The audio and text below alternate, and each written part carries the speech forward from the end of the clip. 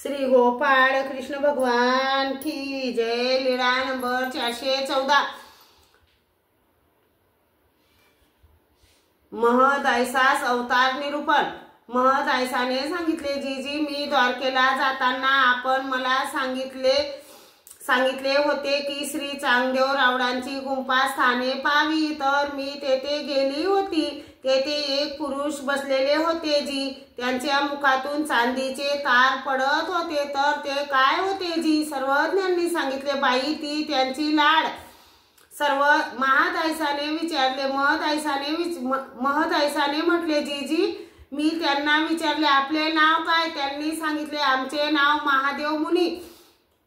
आपण कोणाचे शिष्य? त्यांनी सांगितले, आम्ही अनंत मुनीचे शिष्य। मी त्यांना विचारले, ते कोणाचे शिष्य?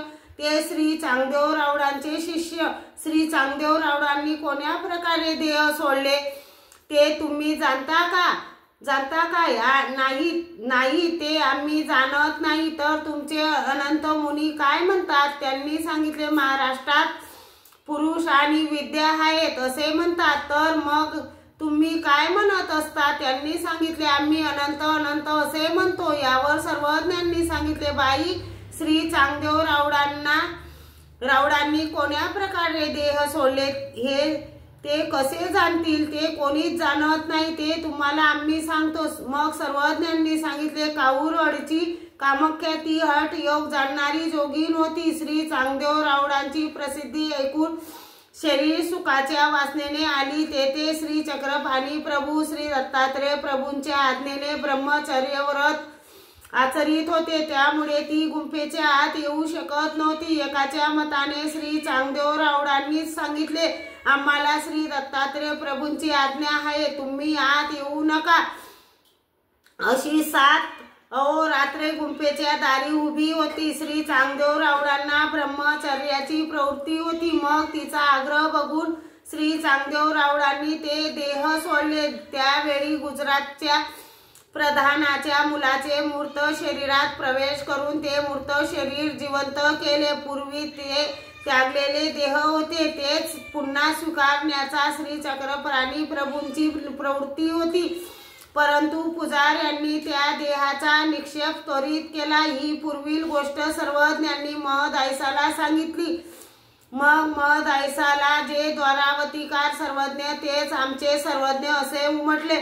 मग ती रात्री मुक्कामाच्या ठिकाणी झोपायला आली। अंगणातील वृंदावनावर बसून आबाईसाला म्हटले, आबे द्वारावतीकार सर्वज्ञ तेच आमचे सर्वज्ञ असे म्हणून सर्व गोष्ट आबाईसा पुढे सांगितली। मग सकाळीच सर्वज्ञांच्या दर्शनाला आली। तिला बघून सर्वज्ञांनी सांगितले, बाई तैस्या स्थानी तैसिया गोष्टी तिया न कीजिते की? महद ऐसाने सर्वज्ञांना विचारले, जीजी आम्ही केलेल्या गोष्टी आपण कशा जाणून घेतल्या?